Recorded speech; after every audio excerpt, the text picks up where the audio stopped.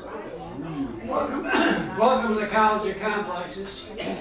This is our 467th meeting since we started in February 2009. We put a speaker on every week, a different subject. We require a speaker to take a position on an issue or express a point of view. They have to be for or against something. We don't care what it is. We give them an hour to make a presentation. If they go over an hour, we cut them off. If anybody interrupts the speaker, remind the interrupter we'll listen only one fool at a time. It's one of our rules. Then we have questions and answers from the audience of the speaker, not speeches. Then we have remarks, rebuttals. Everybody in this audience that wants to gets 5 minutes at the podium here to respond to what the speaker said for or against. Then our speaker gets the last word, gets a comment, and close the meeting. That's how it works. But before we introduce our speaker, we have time for announcements. Anybody have any announcements they want to make? Now's the time to do it. Any announcements? I can't believe it. No announcements. No announcements. All right. Anything on the Philosophers Club you want to announce? Well, the only thing is that we're going to be meeting at Boca's restaurant for this next season. All right.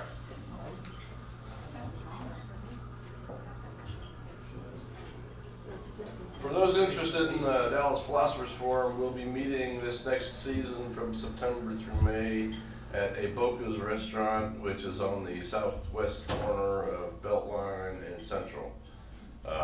They've got a nice big room and they've got a screen and hookups, so I don't have to drag projectors and all kinds of things like that. So anyway, just, you know, our first meeting is second Tuesday in September, whenever that is.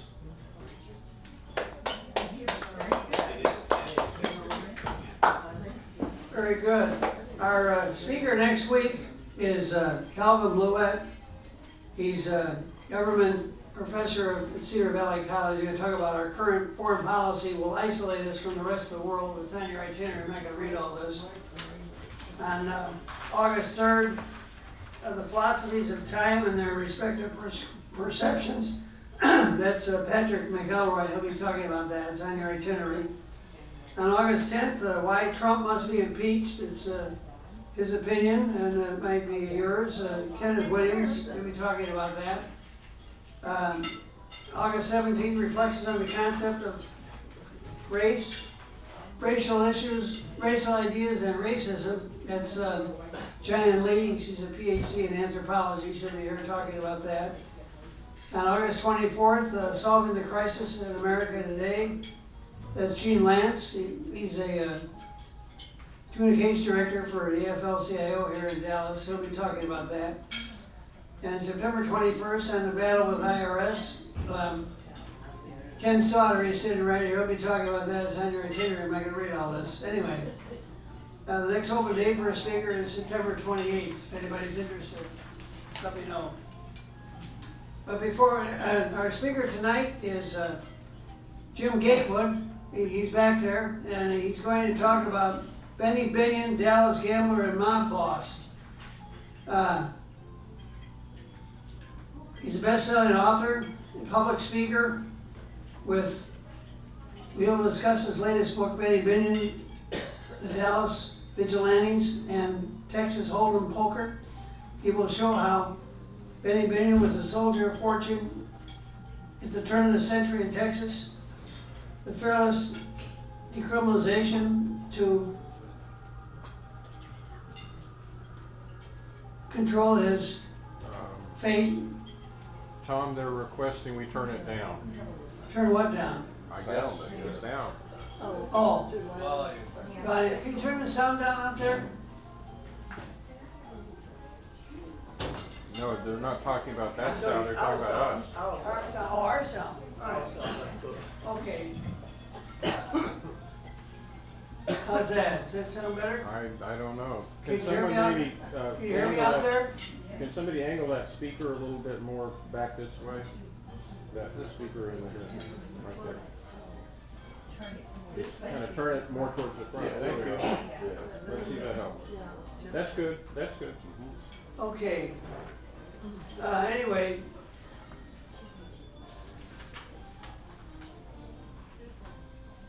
I got thrown off here where I'm at. Anyway. His fearless determination to control his his fate, first bootlegging then gambling, left an indelible print on Dallas history and the world of gambling. He was capable of activating his charm and his ferocious rage to implement his implements of choice, just so he could use a pencil and a sawed-off shotgun in the trunk of his car as lethal weapons, and blood to destroy. And advised that behind this cold blue eyes was Benny's ingenious mind capable of adapting to any environment, and how fate would one day determine that he would help the legendary Dallas Sheriff Bill Decker run the Dallas Benton County barn. Jim engages us and carries back in time the long forgotten places and reveals the secrets hidden away in the dusty attics of time. So without further ado, please give a very, very warm welcome to Jim Gatewood.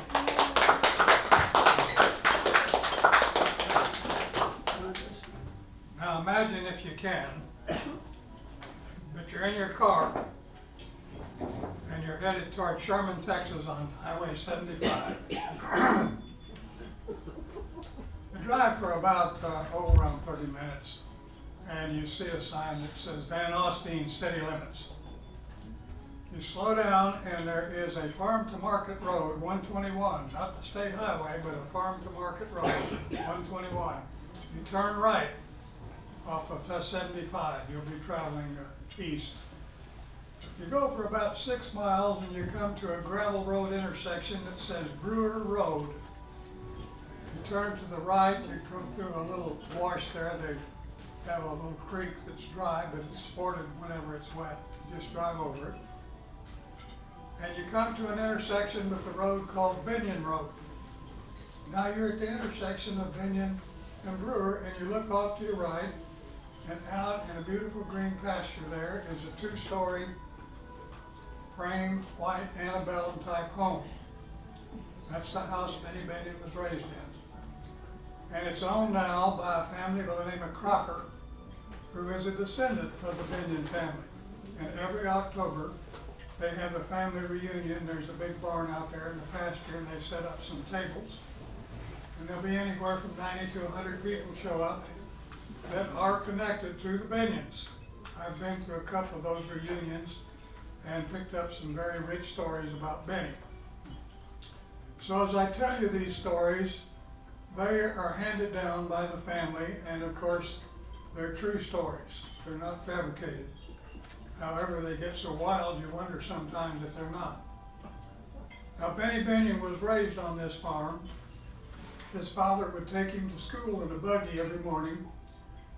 Then he would go up the school steps, get inside the door, crack it, and watch. And as soon as his father was out of sight, he'd run down the steps and go to the mule barn. Pilot Grove, now not Pilot Point, but Pilot Grove at that time had a population of 350. There was a couple of stores, a racetrack, and of course a mule barn. The stagecoach stopped there and changed horses. Now Benny was always welcomed by the older men, and of course they're playing dominoes, they're playing poker, they're shooting dice, they're pitching coins. There's gambling is just a way of life. So Benny, at a very early age, recalled that it was his job, as they were pitching pennies, to go to the mark and collect the pennies and declare who the winner was. And he always saw to it that he declared himself winner often enough that he stayed in the game. But this was his upbringing. Now, what we learned in his later life, he went to prison for 4 years. While he was in prison, it was determined that he had dyslexia. And while he was a mathematical genius, everything else seemed to be upside down and backwards, and he had a hard time reading. But a Catholic priest sort of took Benny under his wing while he was in prison, and he did learn how to read. So he came out of prison a little wiser than when he went in. But now let's go back to his childhood. When Benny was 16 years old, he had a job driving a coal wagon. It was before we had natural gas. and coal was the main fuel that people were burning. And he drove this coal wagon from White, Texas to his Uncle Eddie's syrup farm. And he made this run about twice a week. They were firing those boilers to make the sorghum syrup with coal. And this one particular week, he and his younger brother Jack, and when I went on my reconnaissance to gather information about Benny, there was a darky that lived way back off the road. You followed an old wagon trail to his home. And I took some barbecue sandwiches and a 6-pack of beer. And boy, did he ever talk. I got some great stories. Anyway, he told me about the younger brother Jack who liked to fight. And Jack would start fights, and if you didn't want to get in trouble, the best thing to do was not run with Jack. Anyway, Binion and his younger brother Jack are driving this wagon to haul coal to Uncle Eddie's syrup mill.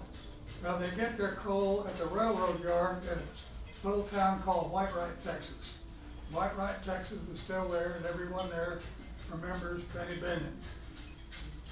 Now this particular day that they go in, the two boys get off their wagon, and they've got scoops. And they start counting as they fill the wagon. 1, 2, and they knew when they get to 680 scoops.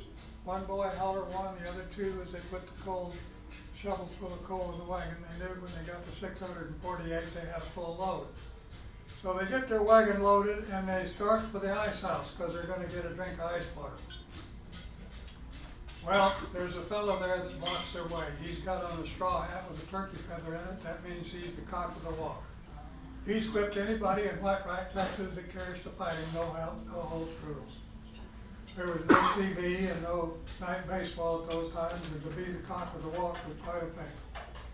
So anyway, he stopped the wagon and he's picking on the boys, and the fight starts. Of course, Jack, the younger brother, jumps right in the middle of him.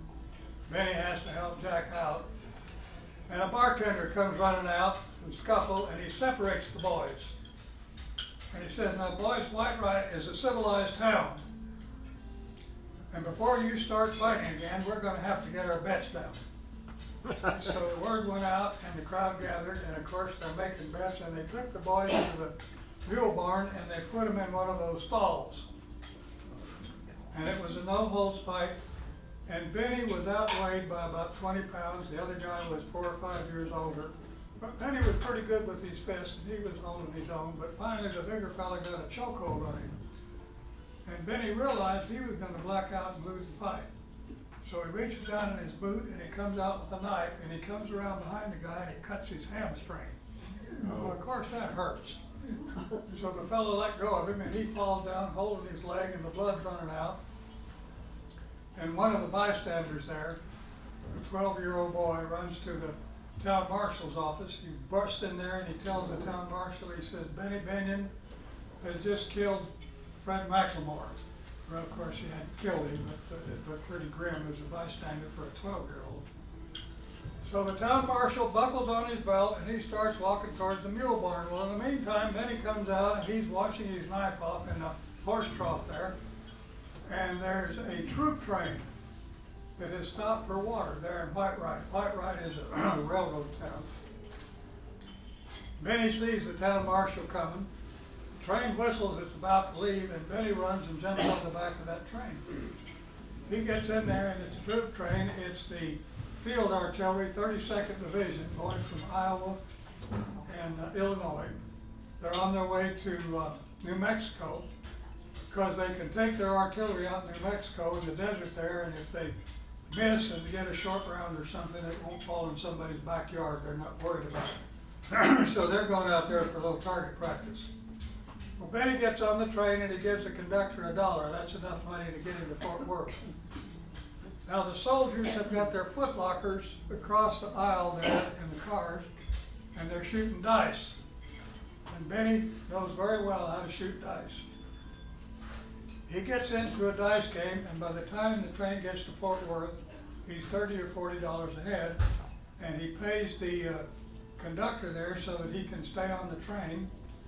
And he and the conductor become fast friends because Benny is collecting a quarter for the conductor every time the dice pass. He's got a tin can that he drops it in. Make a long story short, Benny stays on that train till he gets to El Paso. Now he's $620 a head. That's when the GIs are making $21 a month. So that means he's got nearly 2 years' pay for a GI in his back pocket. Well, the train stops and the Army is getting fed there in El Paso. And Benny talks to the first sergeant and asks if he can join the Army. Well, he really likes it. It seems like a good place to make money there, shooting dice. But the first sergeant realizes that Benny is a gambler and he doesn't let him join the Army. And he tells Benny he's going to have to get off the train in El Paso. So Benny does. Now he's got this pocket full of money and he goes across the bridge into Juarez, Mexico, which is just across from El Paso. And he gets a room in the very finest hotel in Juarez, takes a bath, and then decides he's going to go out on the town that night. He hires a buggy, and the buggy driver is driving down the street, and they pass this tavern that's got a big green cactus out there, and it's called the Casa Verde. And a young man runs out, and he grabs hold of the horse's bit and holds him and tells Benny, looks up to him, and he says, "Sir, if you'll come inside, you can have a complimentary drink, and I promise you a night of great adventure." So Benny follows him into the tavern. And lo and behold, the tavern is a meeting place for a brothel, and there's several beautiful young ladies in there that are working. One of them, by the name of Mickey, sees Benny come in, and she tells the other girls, she says, "That's for me." Benny sits down, and he is just sat there, and all of a sudden, wham, Mickey is sitting in his lap. Now, Benny has no experience with girls. He was raised on a farm. But Mickey knows how to handle things, and to make a long story short and cut across, they fall desperately in love. And as time goes by, Benny is playing in card games there in Juarez, and the Mexicans have approached him because he is pretty well fluent in both languages, and they want him to help them sell whiskey that when the Prohibition was passed, all the Americans took their booze over into Mexico and put it in warehouses. So it's selling there. Now Benny remembers that he and the conductor on that train became pretty good friends. So he finds the conductor and he makes arrangements to move the whiskey out of Juarez on the trains and distribute it all through the United States. And of course he's taking a little cut every time it goes by, and he's making money. Now in the meantime, the Mexicans are interested in guns. And Benny was raised on a farm, and he really doesn't remember learning how to shoot. Guns have always been a way of life with the farm boys. So he helps them buy guns, and he's making money bringing guns in and booze out. And he becomes a very wealthy young man, very much in love with this Mexican girl named Mickey. And they plan to leave and come back to the United States, but when the time comes for her to leave, he can't find her. The problem is, Mickey was on dope, and the manager of the brothel didn't want her to leave, of course, with Benny. So he cut off her drugs. Well, she is desperate for drugs and would do anything, of course. So they moved her to Chihuahua City. Benny, of course, is very upset. He gets rip-roaring drunk. He's looking for her, and before the night's over, he's in a gunfight. He's in a gunfight with the son, a military man who is in the military, but he is the son of the commandant of the Mexican forces there in Juarez. And he winds up in jail. Well, he wakes up in this jail, and he doesn't know how in the world he's going to get out, and he's charged, of course, with assaulting a military officer, which is a serious, probably a lifetime sentence. And late that night, probably about 2 o'clock in the morning, there's a lantern coming down the hall in the jail, and it's a good friend he's made by the name of Sam Bass, who is a Texas Ranger. And Sam Bass has made arrangements to break Benny out of jail. He said, "Now Benny, we got 3 horses right outside your jail window. I'm gonna pass a rope through, you tie it around the jail bars and we'll jerk that window out and we'll light out of here. The guard's already been bribed, there's not gonna be any shooting or anything.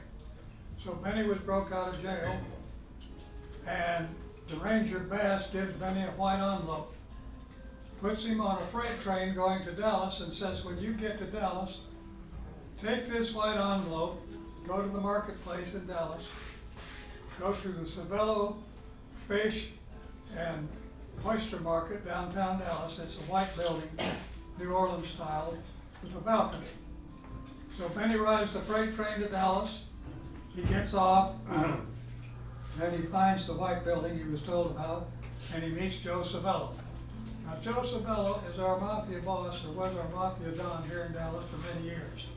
He died about 12 years ago, but any of you that did business with Savello's Centennial liquor stores, you're doing business with the Dallas Mafia Don's liquor stores. Anyway, Benny gets on with the mafia. His job is to sell whiskey, and he does a good job doing that. And he meets a fellow by the name of Warren Diamond. Warren Diamond runs the most nefarious casino in the Northern Hemisphere. It's the only casino in the Northern Hemisphere where you can get a no-limit bet. And it was right here in Dallas, Texas. And Warren Diamond was the organizer, and he got gambling organized and crime organized on the streets of Dallas. He likes Benny Binion, and he makes a dice dealer out of Benny Binion. Benny learns the casino gambling. In the meantime, he's handling all Joe Savello's booze sales. And Warren Diamond has made a deal with the Dallas Brewery. And the deal that he made with the employees was, okay, the place is locked up and padlocked and supposedly out of business. But they were secretly still brewing beer right here in Dallas.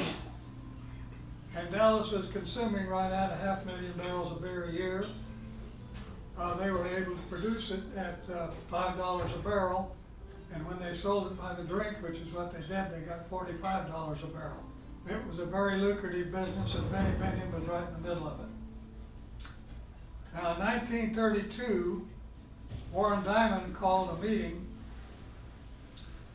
at the Mount Vesuvius restaurant run by Joe Ianni, and Joe Ianni's name is listed in my mafia records. He was a mafia don here in Dallas. Warren Diamond called all the mafia members and all his key employees to a big party. And when he showed up at the party, he had Murray Hughes, his attorney, with him. And he said, the reason I have brought Murray Hughes with me is because I've been diagnosed as having terminal cancer. My wife and I can have no children, and I see in Benny Binion everything I'd like to see in a son of my own. You see, Dallas had been involved in a gang warfare with the Galveston mob. And 4 of Warren Diamond's lieutenants had been killed by the Galveston Mafia. Benny Binion learned of a New Year's Eve party where 4 of the Galveston mob were going to be there, and he made arrangements with the Hamilton brothers, who were decorating the place with mistletoe, to go with them. So he could case the place and find out the entrance and exits. And what he did, the club was a tip-top club. It was a 3-story building, and the club was on the top floor, and then on top of that was a garden, a sort of a patio place where they had drinks and so forth. So Benny bought some cherry bombs, and he took them up there and he left them on the benches around the top of the building there in that garden, because he knew at the strike of midnight, some of the people that were up there would probably start tossing those cherry bombs off the side of the building. And this was when he intended to take out 4 of the Galveston mob. So that night at 11:55, his car parked in the alley, and he came in the back door and took the freight elevator up to the 3rd floor. He got there just a few minutes before they started counting down for the New Year's Eve. Now, when the New Year's Eve countdown started, he stepped into the ballroom, and over to his left are his 4 targets: Gus Hatch, House Chairman, Frank McGee, and Bill Waits. These are the four chief men with the Galveston mob, and they're taking over Dallas. Benny has got on a camel hair overcoat and a fedora pulled low. Now, under the overcoat, he has what's called a whippet. A whippet is a shotgun that's the stock is cut off, and it's got a leather attachment that makes a loop that you can hang over your shoulder, put your coat on over it. The shotgun's hanging down there, you can't see it. But when you get ready to use it, you whip it out. That's why it's called a whippet. And it's a 12-gauge pump shotgun that holds 5 rounds. He's got 5 rounds of high brass loaded with buckshot. He sees his target over there. The crowd is chanting, 9, 8, so forth. When they start, hits 12 o'clock, everybody's blowing their horns, and sure enough, up on the roof, they're throwing the cherry bombs off, and they're going off outside the window. Binion comes out with a whippet. Gus Hanch is the closest man to him. The muzzle of his shotgun is only 2 or 3 feet from Gus Hanch's face. He fires, and of course it's simultaneously with one of the cherry bombs. Nobody knows it. The girl that was in Gus Hanch's lap, of course, knows it. She falls to the floor. As Gus Hanch falls out dead, his face is gone. The scream throws him in her throat. I'm glad you guys have finished your meal. He jacks the shotgun and turns it on Mal Steeman. That shot hits him in the throat and almost decapitates him. He jacks the gun again. Frank McGee has started for a pistol in the shoulder holster. Binion fires, the shot hits his hand, blows his hand off, and the pistol clatters to the floor. And the third man is standing up as Benny fires, and of course he goes down, he's hit in the chest. And just no more time than it takes to tell about it, Binion has taken out the 4 top men in the Galveston mob. Now he does a very unorthodox thing. There are 4 empty shotgun hulls on the floor. He stoops and picks those up and puts them in his pocket. He goes out the back door and down the freight elevator and into his car. What he has done, he has removed all the evidence from that murder, with the exception, if someone remembered, yes, there was a man with a camel hair coat and a fedora pulled low. Bill Decker was our deputy sheriff in charge of criminal investigation in 1930. That's when this takes place. Of course, it was New Year's Eve day, 1930. Bill Decker teased Benny Binion about what did he do with the shotgun hulls, and Benny simply replied, well, us poor boys raised on a farm, we have to reload our ammunition, so I picked up those hulls. They were, of course, bannering back and forth. Now, Warren Diamond, of course, left all his gambling equipment. He had 22 hotels with crap tables in them, casinos. Dallas was referred to at that time, well, there is no Las Vegas. In Dallas, from the gay 90s through the roaring 20s, was referred to as a little Monte Carlo in the Trinity. The money that Warren Diamond made is unreal. He encouraged and worked with the Chamber of Commerce and had conventions here in Dallas. The 1902 Confederates Convention was held here in Dallas. There was 114,000 Confederates descended on Dallas. They were standing in line around those 22 crap tables, 3 and 4 deep.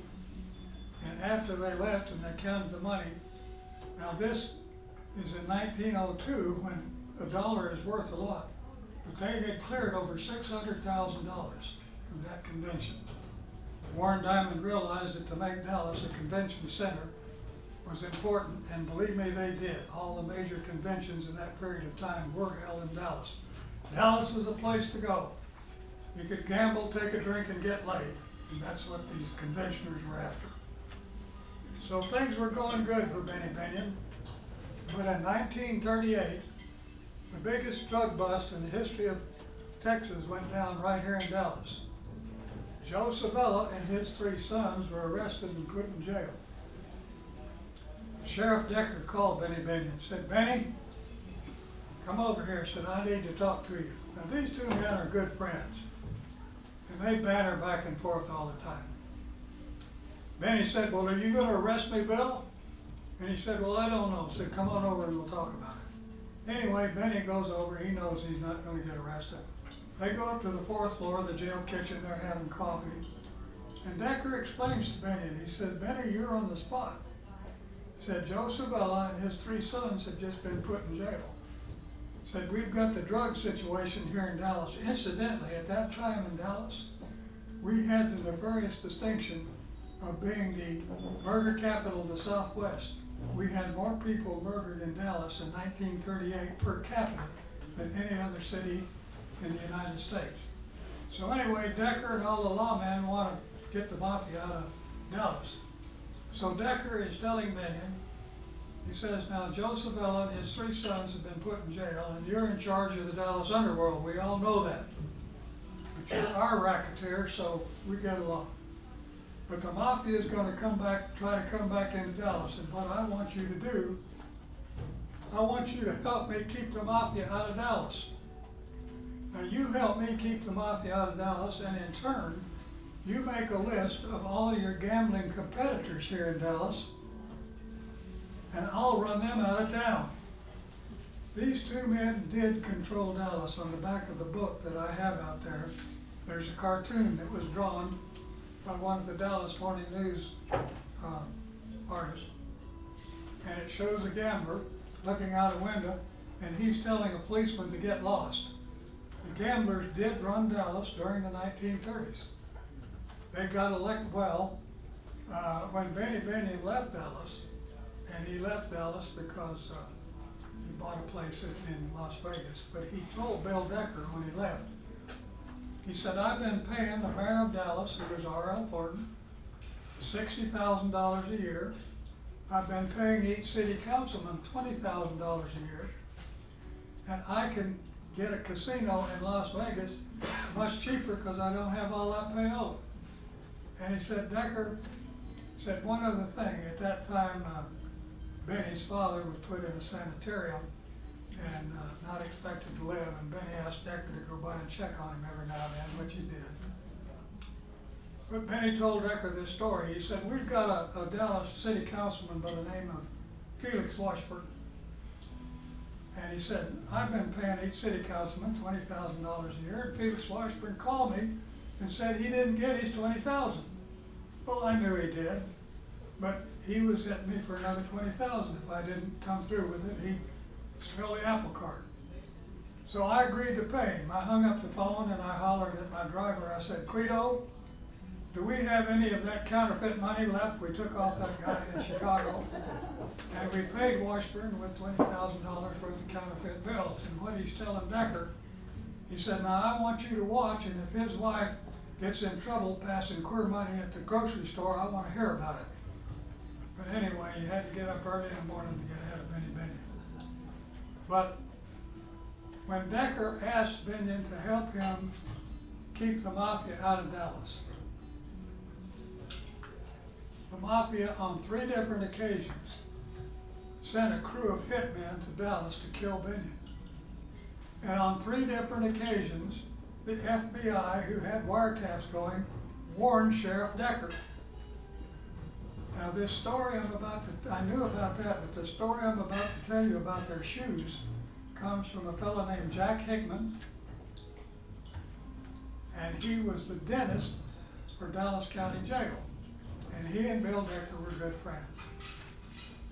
He said these hitmen would come in from Chicago. They'd come in on a train. Decker would be there waiting for them. They were driving their own car in one time. He stopped them out on Highway 30 before they got to Dallas.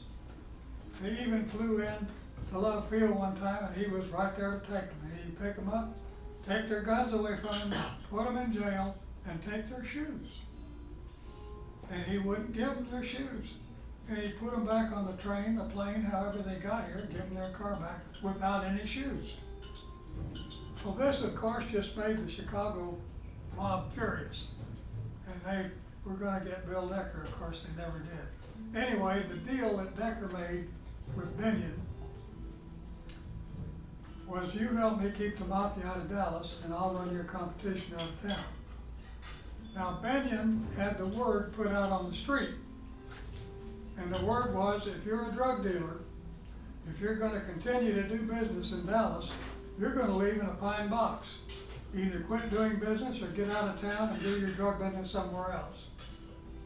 We know of 8 drug dealers who did not pay attention to Binion, who did wind up, but not in a box, they wound up rolled up in a rug and stored in a barn up in Denton County.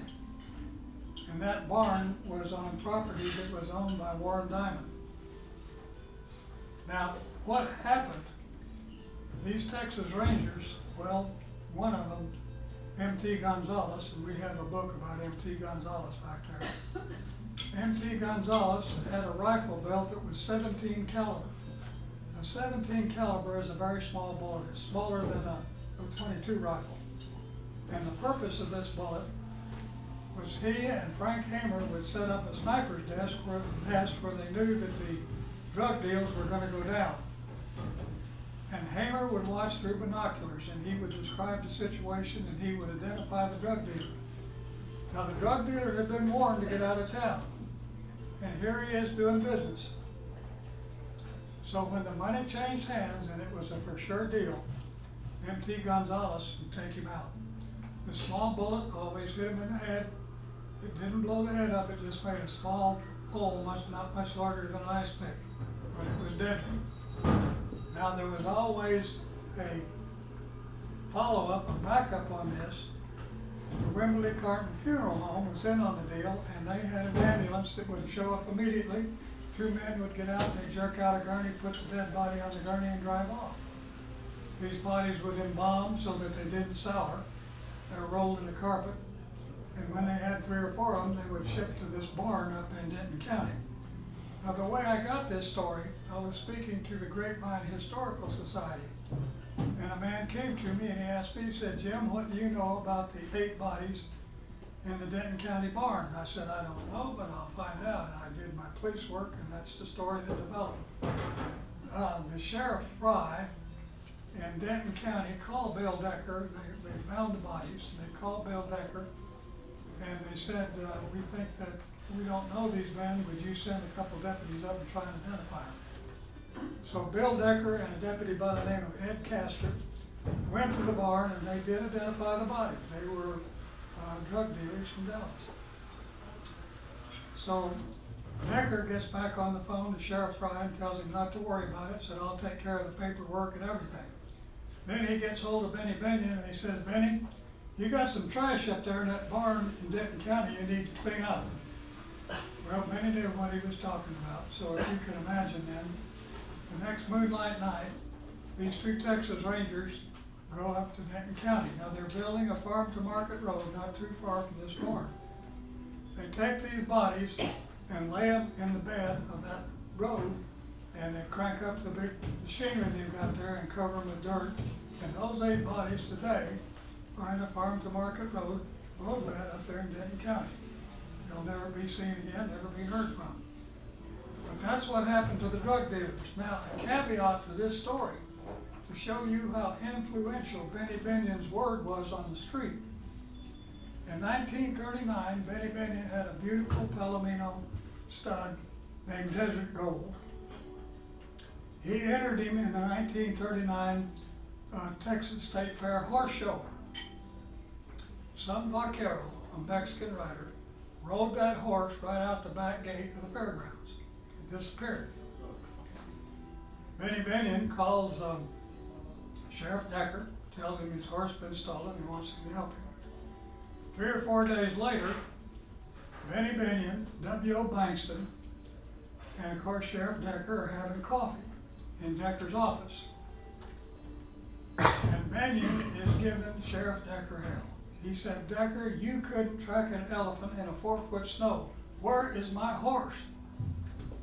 W.O. Bankston starts laughing. Benny says, W.O., it's not funny. W.O. said, hell, Benny. He said, all you gotta do is put the word on the street that you're gonna start taking down 1 vaquero a day till your horse comes back and he'll be in the stall the next morning. Well, the word went out on the street. The horse was in the stall the next morning. This is what was happening in Dallas. And there were no drugs on the streets of Dallas when I was in high school. I graduated in '46, and I'm glad there weren't. And I had to try everything else. Hell, I'd probably tried that. But anyway, Benny Binion is, he's running Dallas. Now, he got a telephone call in 1946, and it was Meyer Lansky, head of the New York crime family in charge of syndicated gambling. He said, Benny, we've just come out of a meeting with a young senator by the name of Estes Kefauver. And Mr. Kefauver has got presidential aspirations. And he has asked the mafia for our support financially and with our influence to get nominated on the Democratic ticket to run for president of the United States. Now, he was a stand-up guy, and he told us right up front, he said, this is what's coming. He said, there is going to be a federal inquisition into organized crime and gambling. You're going to be put out of business. So we asked the young senator, we said, Senator, if you will find us one state in the United States where we can continue our trade legally, we will back you financially and with our influence. Senator Kefauver did his homework. He found out that the state of Nevada was already licensed for gambling, and he saw to it that that license was grandfathered. The mafia did back Kefauver in the 1950 presidential election, but he didn't make the presidential nomination, but he did get on as vice president with Adlai Stevenson. And they had the misfortune to run against Dwight Eisenhower, and they got wiped out like the snow in the rain. But the point is that Benny Binion has left Dallas, and the back door to the Dallas underworld is swung open. Now the mafia sends two of their boys from Kansas City, Paul Roland Jones and Jack Nappy, to Dallas to bribe the newly elected sheriff, Steve Guthrie. Say, Sheriff, the deal's this.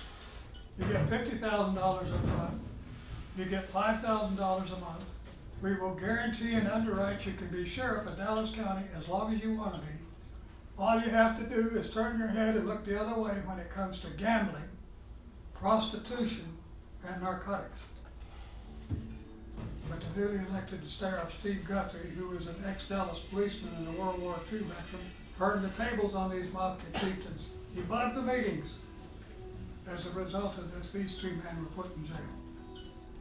Benny Binion has left Dallas. He went to Las Vegas. He bought a seedy little casino there in Las Vegas. He put carpeting on the floor and he air conditioned it. He painted a big golden horseshoe outside and called it the Golden Horseshoe Casino. The first 11 years that Benny Binion was in Las Vegas, and incidentally, now this is the only place in the Northern Hemisphere where you can get a no-limit bet. He learned that right here on the streets of Dallas from Warren Diamond, and he's running that in his casino. And his casino in Las Vegas is taking in 57% of all the money that comes through Las Vegas. He's taking in $400 a minute, open 24 hours a day. That's where he gets the money to buy a 200,000-acre ranch in Wyoming. And wouldn't you know, he bought it from H.L. Hunt right here in Dallas. And it wasn't long, much later, than they struck oil on him. Benny Binion is up to his eyebrows in money. And he is referred to as the godfather of Las Vegas. His son Jack, who turned out to be an addict, got in a lot of trouble, you may remember that. He had a girlfriend, and the girlfriend had a boyfriend other than Jack. And the boyfriend, who was a plumber, and Jack's girlfriend conspired, and they overdosed him with drugs. And the plumber was out digging up Jack's silver that he had buried, and the Las Vegas County Sheriff pulled up and asked him what he was doing. Anyway, he didn't get away with it. Those two, as far as I know, are still running free. It's a good thing that Benny had died in the meantime, or he would have handled himself. But Benny Binion left Dallas, and the mafia moved in. After Paul Roland Jones and Jack Nappy were put in jail, Sam Giancana, the mafia chieftain, waited. Then he sent Jack Ruby to Dallas. Jack Ruby came to Dallas with the instructions to bypass the hard-nosed sheriff's department. buy up honky tonks and taverns in Dallas, turn them into sparkling strip joints, points of distribution for gambling, prostitution, and narcotics.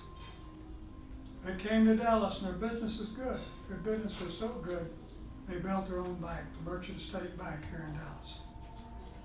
Anyway, if Benny had stayed, we wouldn't have the problems we got with the mafia and the drugs today.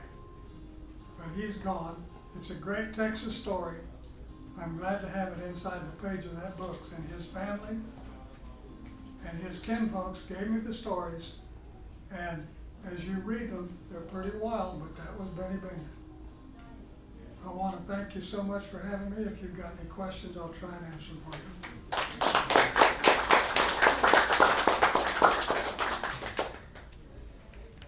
Oh, incidentally, I have the books back there. They're $20 each. I'll sign them for you. And I would remind you, there's only 146 days left till Christmas.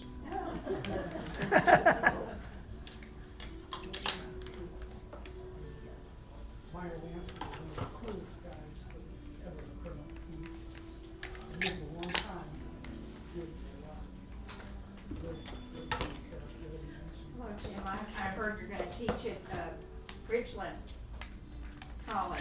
Yeah. Yeah, Amy called me, they got you, cause I told them about you. Well, I appreciate it. We're going to start our classes in September. Okay, that's what she told me at are we first, just there's gonna gonna have be a chocolate? schedule Yeah. for you.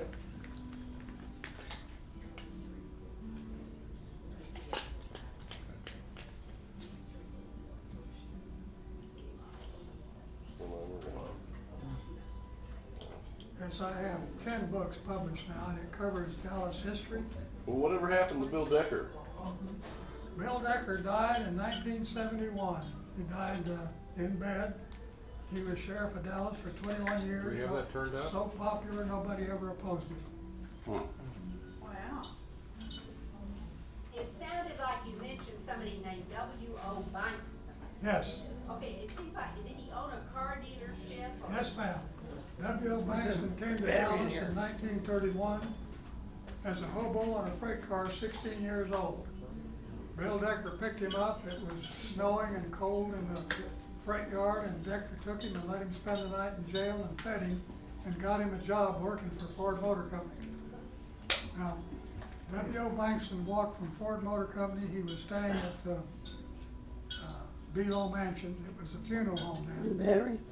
And he'd go by these used car lots, and he got a job selling used cars. And when he died, he owned the Lincoln Mercury automobile dealership at the intersection of Let me look at this. George Bush and Northwest Highway.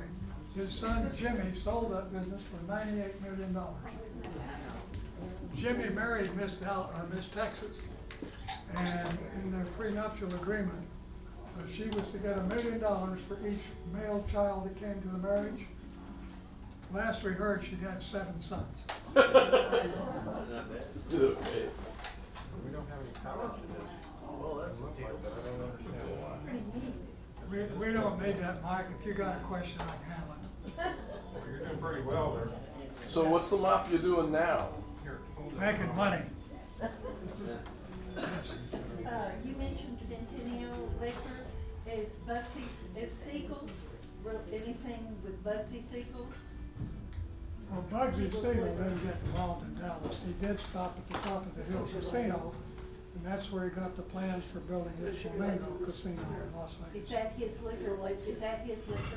Bugsy Siegel's liquor? No, Power. Joe Savello, Centennial Liquor.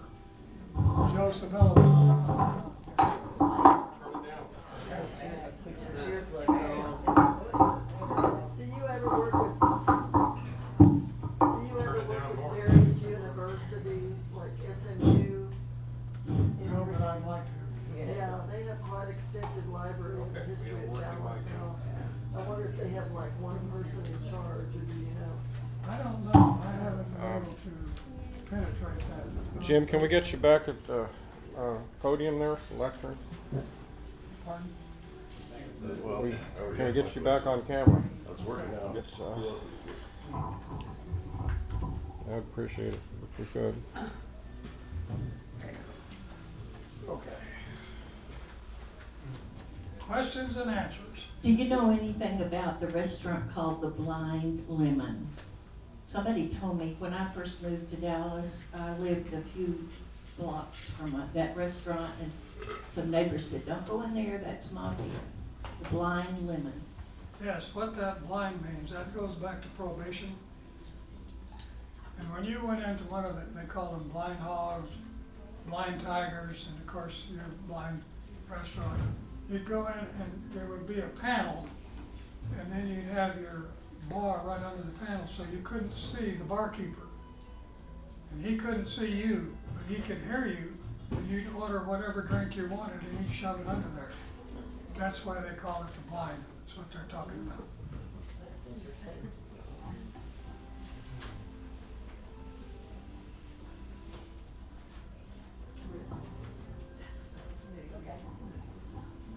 I have been to the Horseshoe many times. Okay, speak into the mic, ma'am. Can you hear me? Yeah, no. I've been to the Horseshoe many times. They have a statue there of Benny Binion and his wife. He looks like he was like 5'1". Was he a very short man? Yes, How short? about 5'1". And I think his wife was 4'11". Yeah. Because that she's right there beside him. And they look like little midgets. Now, when he met her, she was going to Hockaday. Yeah, what is it about her? What is her story? Well, she was going to Hockaday when he met her, and he cornered her in that coal wagon that he hauled coal in. But she was visiting relatives up there at Whitewright, and they met, and it was love at first sight. Okay. Interesting. Who's next?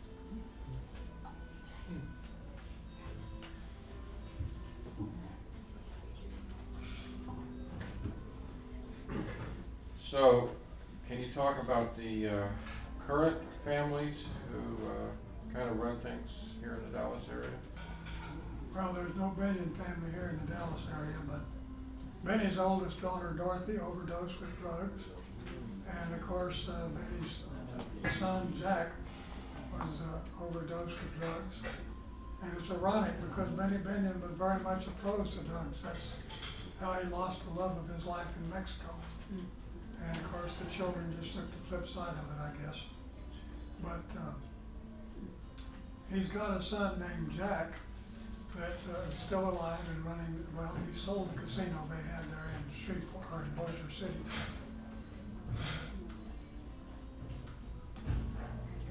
What about Campese's restaurant, Campese family? Campese and the Campese brothers and Benny Binion were big friends. So not all of Benny's friends left for Vegas when he left, huh? A lot of them did. Of course, the Campese stayed here, but they went out there in Vegas with Benny. But he was the number one man. He was a deal maker, deal breaker.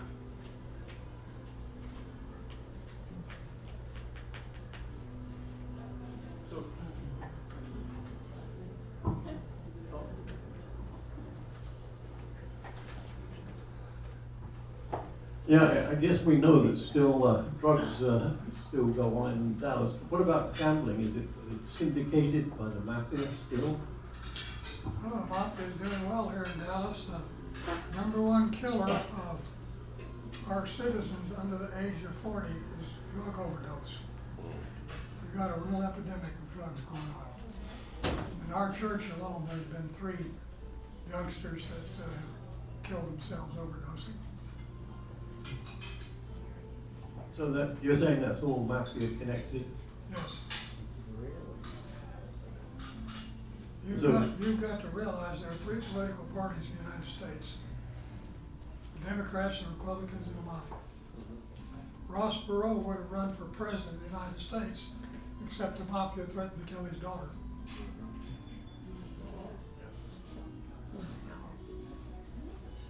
So has that threat been authenticated? Because I remember everyone was going over Ross Perot and suddenly he disappeared from the scene. So that was it. He said his daughter was getting married, that's why. No. That's what he said. I'm sorry, I didn't understand your Oh, I question. said that everyone, you know, when I was here, we were, Ross Perot was going gung-ho, and suddenly he vanished from the scene. So has that threat from the mafia been authenticated? Because he just said, well, my daughter's getting married or something like that.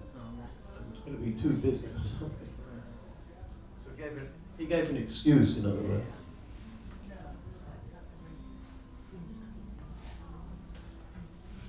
Any more questions? We have one over here, Tom.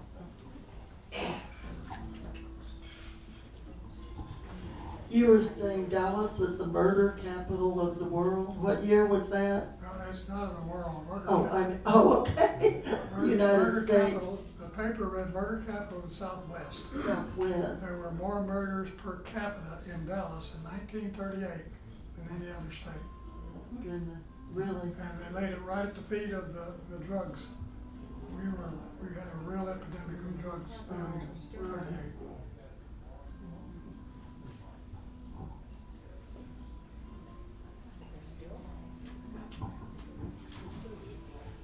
Do you think that Texas's gun regulation, nobody wanting to touch anything to do with guns, has to do with all this rowdiness that was here?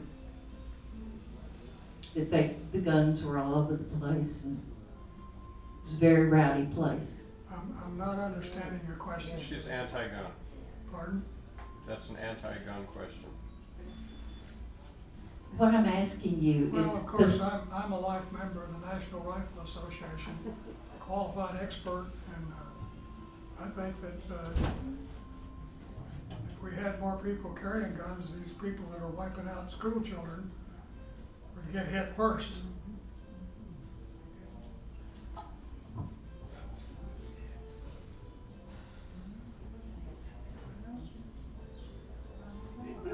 Anyone else? This is really fascinating. Have you covered now all the history of Dallas, do you think? I've covered Dallas from John Neely Bryant's purchase of property back in 1831 through the assassination of Kennedy. Are there any famous women you might write about in Dallas? Yes. There's a lady by the name of Alice Cockrell, who lost her husband when she was 38 years old. She took over his business. She built 3 hotels and a bridge across the Trinity River. She was quite an entrepreneur. She's in the latest book that I've just had published. Her picture's in there too. And I'm glad to get her story because it was lost.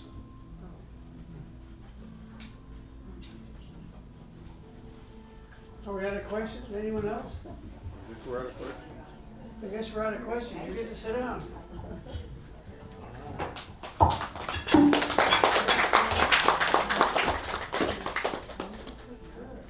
Now it's your turn to talk, so you can come up here and whatever you want to say, either for or against what the speaker has said, you got your opportunity. So who wants to be first?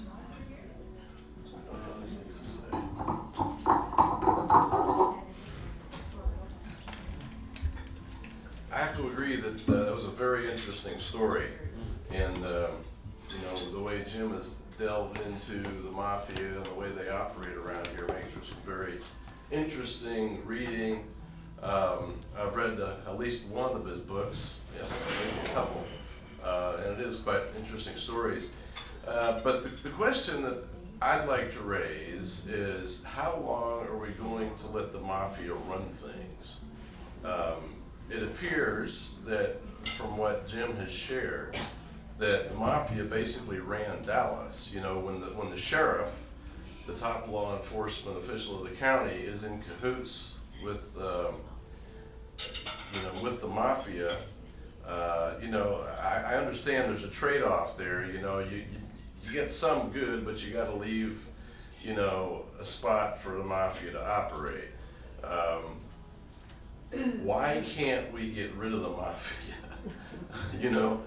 Why do we have to live with a mafia that basically operates the area we live in?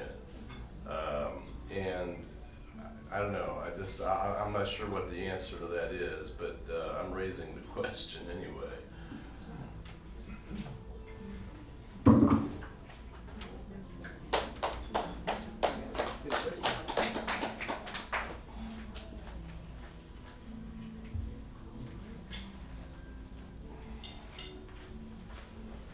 It's been so long, I don't even recall where I came across this statistic, but it is said that for organized crime to operate in a metro area, 5 to 7% of law enforcement must be compromised. They must be on the take.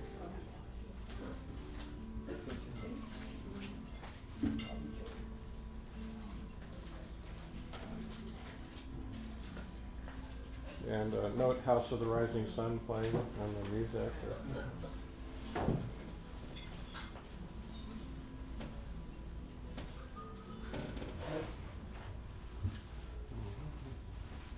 I wanted to clarify my statement about guns. I am not anti-gun. Most people that I know that want limitations put on gun control are not anti-gun. That's just not going to happen in the United States of America. It's an illusion to think that you could get rid of all the guns. I do believe in some controls, and I think the atmosphere in Texas may have contributed to it. And I'm wondering in my mind, what's the distinction between, well, I know there's a difference between mafia and cartel. So maybe our speaker could say something about the difference between the two when he gets back up again.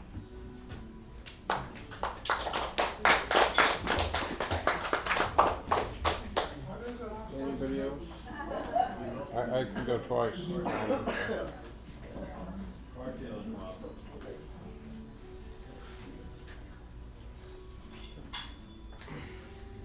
I would say that, at least for most of us,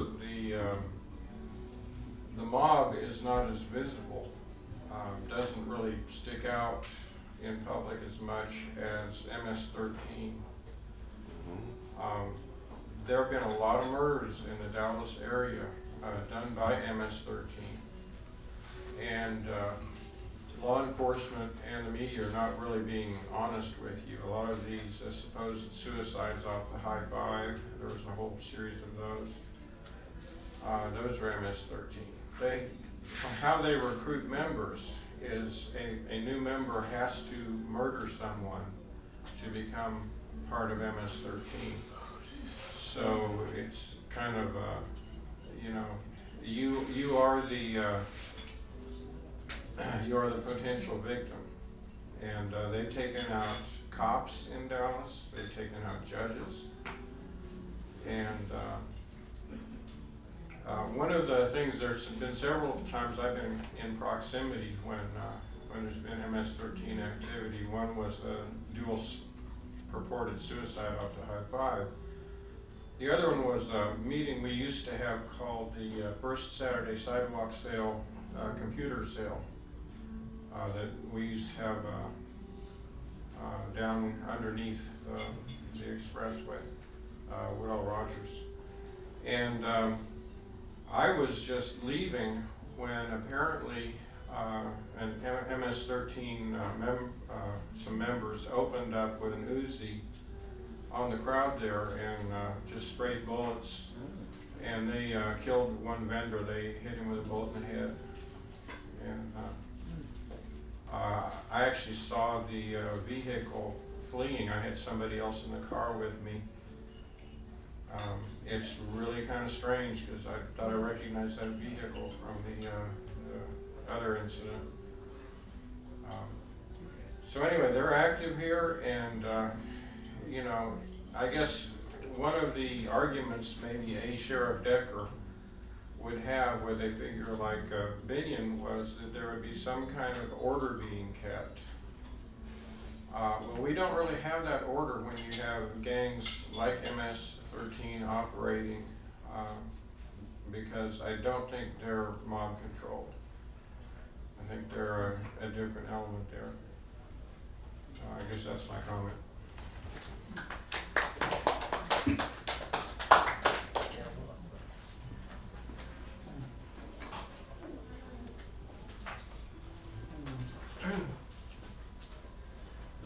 Yeah, just a reflection on guns that I didn't grow up with in England. In fact, you know, I've never really seen a gun being handed around in England. Now, we used to have hanging in England, and so if you did commit a murder, you'd be hung. Now, the criminals basically didn't carry guns and didn't kill because no, that was the code. Now, there was a case where a policeman was killed, and the police turned over all the criminals, and the people that did it were handed in within a week.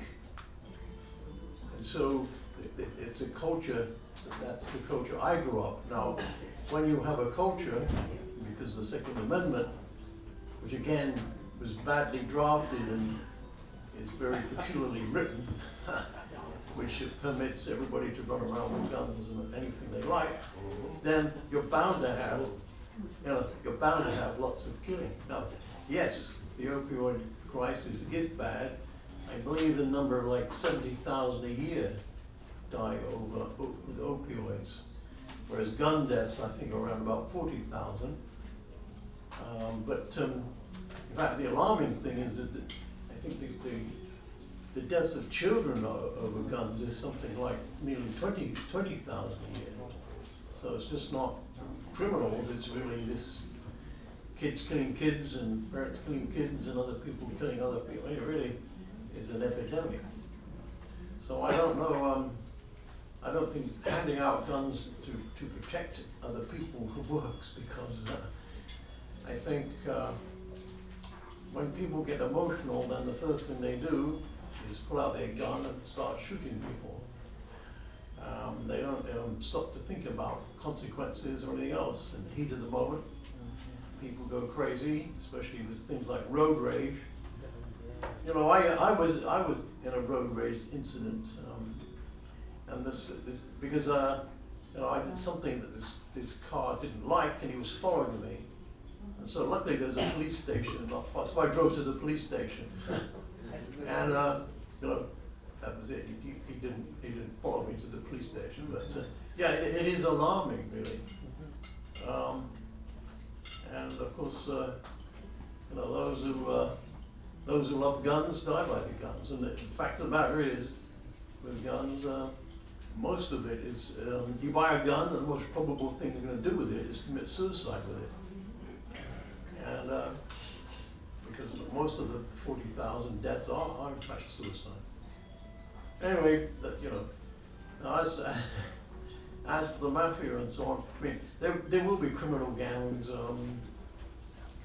everywhere. I mean, I'm sure that you have the Russian mafia, the Romanian mafia, and so on. So you'll always have criminals. The only question is what level of criminality you're prepared to stand without doing something. Now we do pay.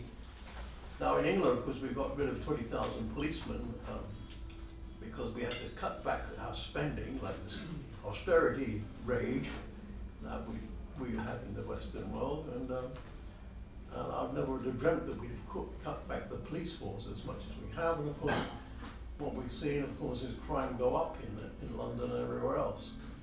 But typically in London these days, it's knife crime.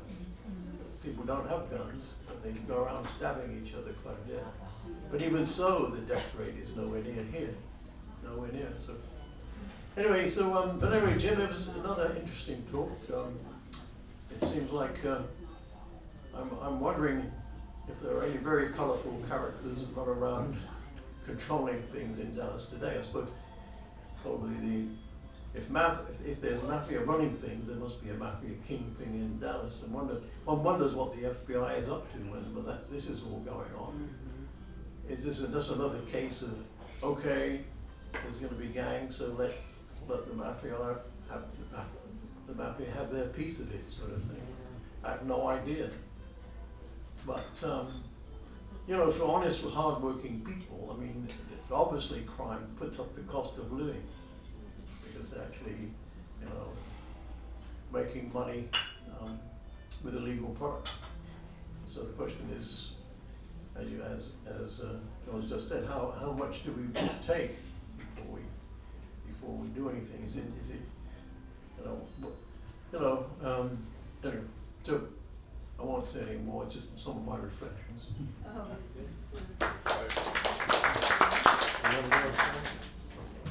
You want?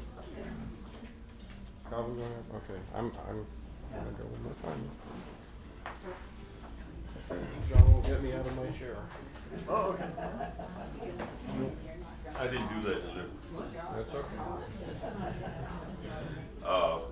Thank you for your presentation. I believe this is the second one that I've heard.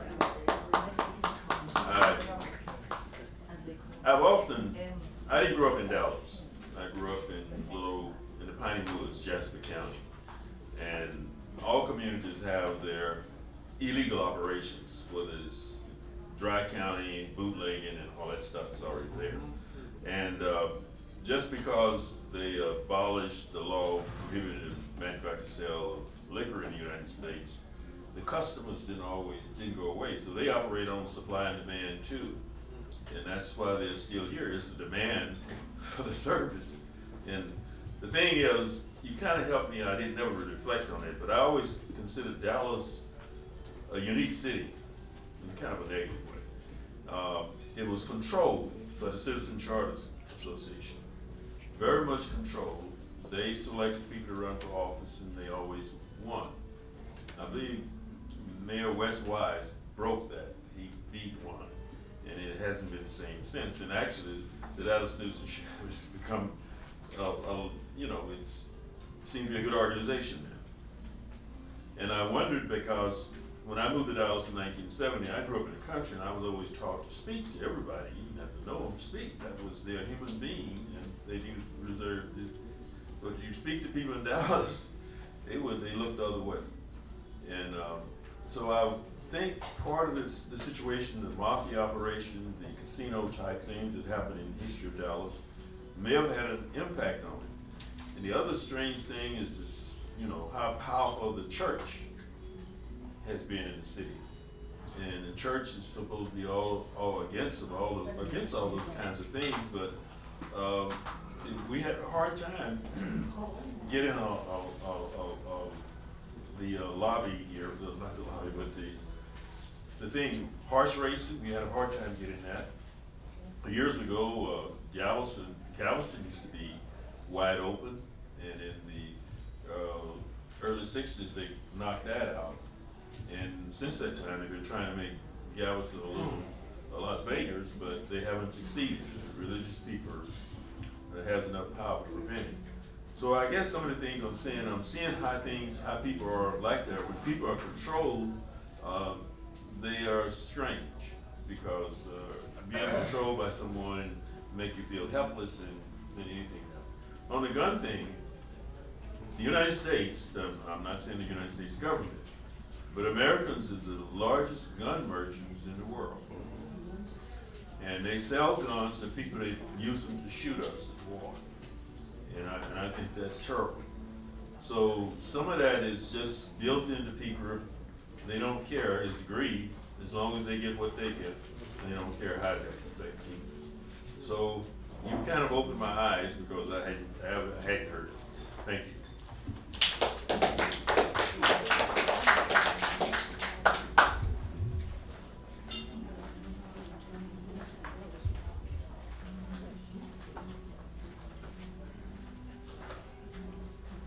There are actually more murders by people using a hammer than there are people murdered by guns, if you look at the statistics. The areas where you have the most control of guns, a city like Chicago, where it's not completely illegal to own a gun, but it's very difficult to get a permit. Same with New York City. But Chicago has one of the highest death by gun murder rates in the country. It's not unusual for Chicago to have 30 people a weekend shot. Not always killed, but you have a lot of battles going on. In fact, Chicago was so much out of control. I think early on, I haven't heard any word about it last year or so, but not too long after Trump got in, he was actually talking about sending the National Guard to Chicago because the mayor of Chicago was not really taking care of the problem. And several of the gangs got on the media and said, we'll take care of the problem. You know, don't send the National Guard. We'll take care of our problem here locally. We'll get the violence down. But I don't think it really worked all that well. Guns are the great equalizer. Many a woman in a situation where she could have had a predatory attack. Women have defended themselves with guns. Elderly people. Guns have been very good for elderly people. The idea that people get emotional in our day and engage in gun violence is, I think, one of the most shameful things. I know when I was growing up, it wasn't unusual for young people to be bringing guns even to the school if they were going to go out shooting afterwards. And you know, if you were 12 years old and you've been trained by your parents on the proper use of guns, or people just had guns. So the violence, I think, is partly, I think it's a social function where people believe they can just be emotional with guns, and that doesn't usually work out well when you have people around them armed. You notice one of the most dangerous places to be is in a gun-free zone. That's where a lot of the mass killings happen. All of them, 90% of them. 98%.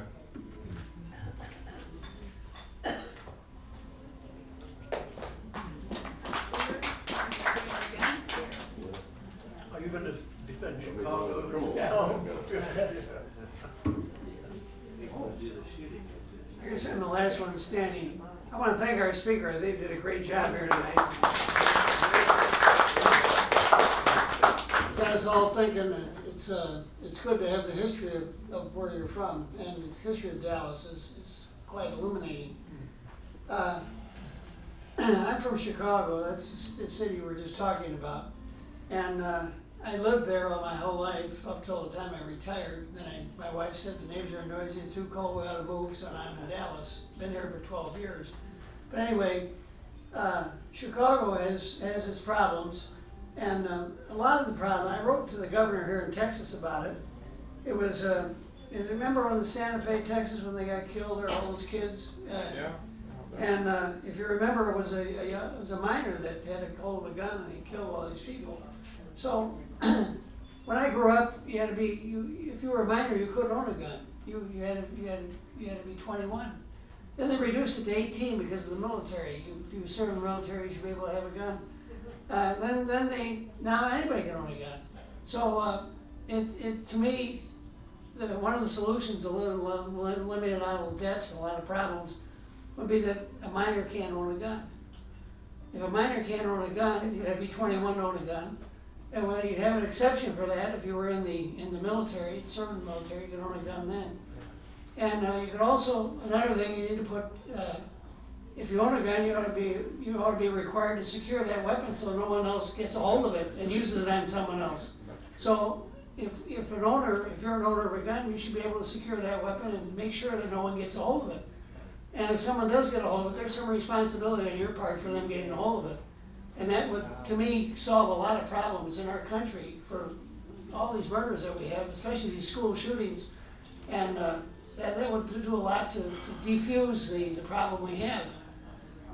Anyway, I don't know if that has anything to do with what our speaker had to say tonight, but it doesn't.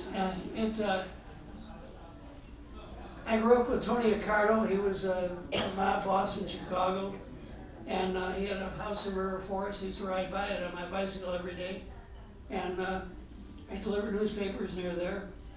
And it was what we grew up with. But it doesn't, the mobs then, drugs were not part of the problem. They never they never listed drugs. In fact, if there was drugs, they shied away from it because they knew the law would go after them. So they did everything but drugs. They did prostitution, they did gambling, you name it, they did it, but they did not do drugs. And the drugs came in separately. You were talking about M13 and so on. And these are drug related, and that's a totally different thing.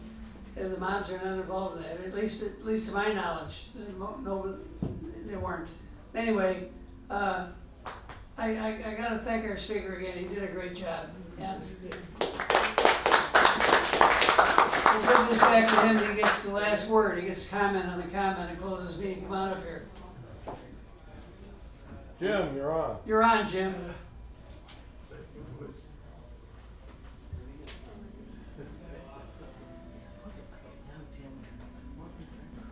You get to comment on all these comments and close the meeting.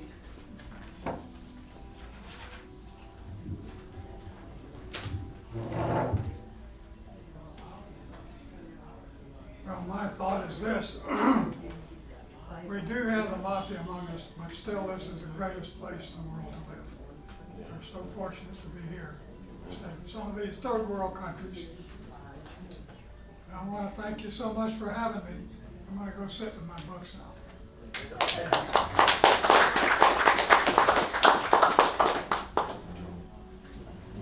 Well, that's it for tonight. Our speaker's still here. They kick us out of here at 10:30, just so you know. If you want to get any books, he has them right in the back there. You can talk to him. He'll be here for a while. And see you all next week, hopefully. Bye. Oh, yeah, sure. Right, very interesting. He's very good. So the mafia's always running.